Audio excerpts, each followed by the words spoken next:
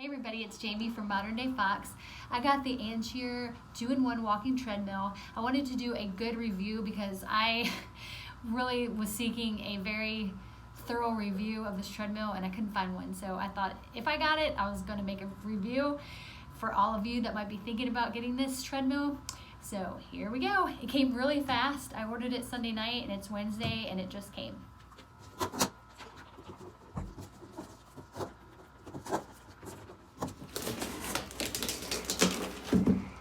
This is the way that it looks in the box. So I'm going to go ahead and unpack it. This is what it looks like without any packaging on it. Still in the box. It weighs about 75 pounds. So I'm going to ask my husband to help me move it out of the box. All right, I moved it inside with the help of my husband. So this is what was in the box. The product manual. This is like the phone holder, that attachment. Looks like a wrench and various parts, the emergency clip thing. This is treadmill lubricant, the plug, and then this is the remote, and you have to have this remote to power it on, so don't want to lose that. So I'm going to look at the manual and figure out what I do next. Okay, so the directions say to open the handle. Okay, oops. Okay, so you open that, pull that lever, and then raise the bar up. That's easy. This? Just move it to where so you can move it and pull it there. Oh, there we go. So my son is helping me kind of move it, and that's how you get it in. So that was a little tricky. But once he kind of pushed it, then it was able to fold flat. Okay, next step says to attach the phone holder here with the screws that it comes with. So I'm gonna get a screwdriver and do that. But it's a nice feature to be able to hold your phone and watch a video or something. Okay, the directions say cut out 4 rubber pieces. So I've been sitting here trying to figure out what that means, but I think what they mean is pull them out. So I'm gonna go ahead and pull these out of the handlebars. So in the front and the back, when they say cut out the rubber pieces, they're talking about in the front and the back. Okay, so then you take the handlebar and the 2 screws on each side, and then just put the handlebar in and put the screw in the back, and then you're gonna tighten it. So take the Allen wrench and tighten the screws on the back. You have the handlebars on, and then the next step is to put the magnet, the safety magnet, underneath in position, probably this way. And then if you were riding the treadmill and you wanted to be safe, you would put that on. I don't have an extension cord handy, so I'm going to turn it around, but I thought it would be good to show you that it does have 2 wheels in the front, and so it's really easy to kind of maneuver that way.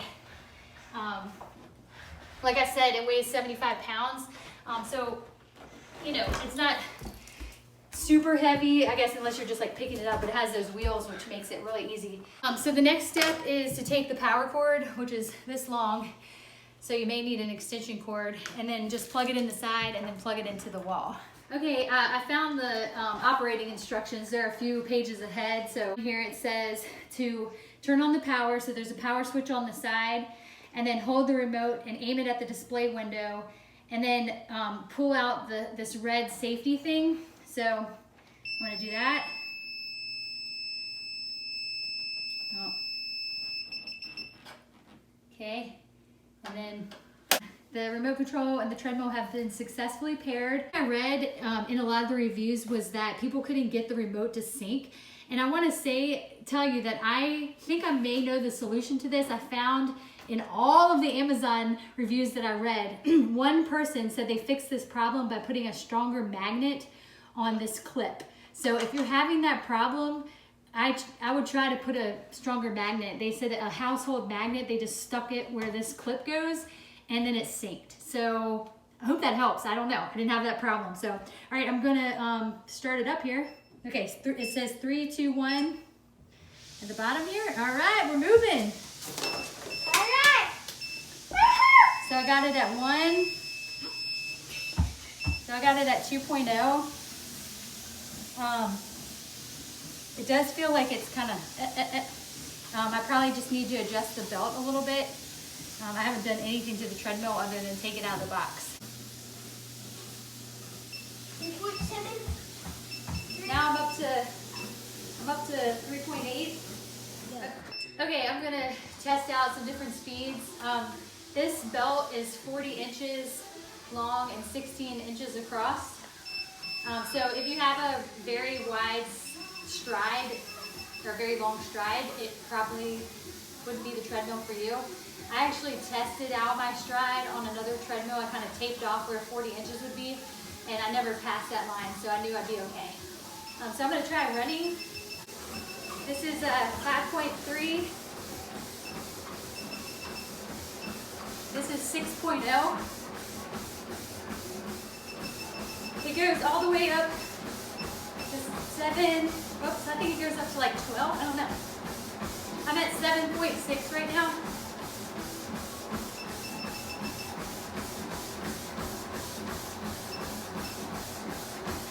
This is 8.5.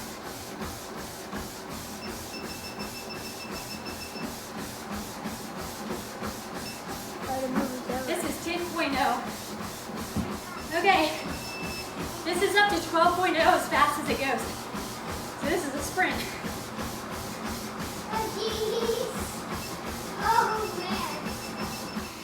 This is back down to 4.4. Woo. Actually, the faster I went, the smoother it felt. Okay, they give you 2 bottles of treadmill oil. So I just spread it with the treadmill off. And then I have it at 1.0 just running for a minute to spread the oil out. Okay, so one thing, and I did read this on the reviews ahead of time, that seems to be a design flaw, is if you're gonna fold it down flat to store under your bed or something, or store straight up, you have to actually take these handlebars off. So what I'm thinking is I probably won't even use these handlebars, and I'll just use this so that I can easily fold this down and store it. Okay, I took those handrails off, and I think that's probably the way that I'll leave it. I'm gonna turn it off. Then I'm gonna grab this handlebar here. Oh, okay. All right, a little help from my son. Down.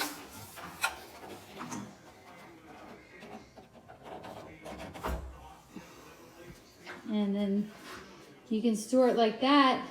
Probably Velcro this remote to the top so that I don't lose it. I heard that it's hard to replace, and you can't turn it on if you don't have this remote. This is my bed here. There is room to slide it underneath my bed. I think that's about like 10 inches. I'm just trying to figure out where to store it.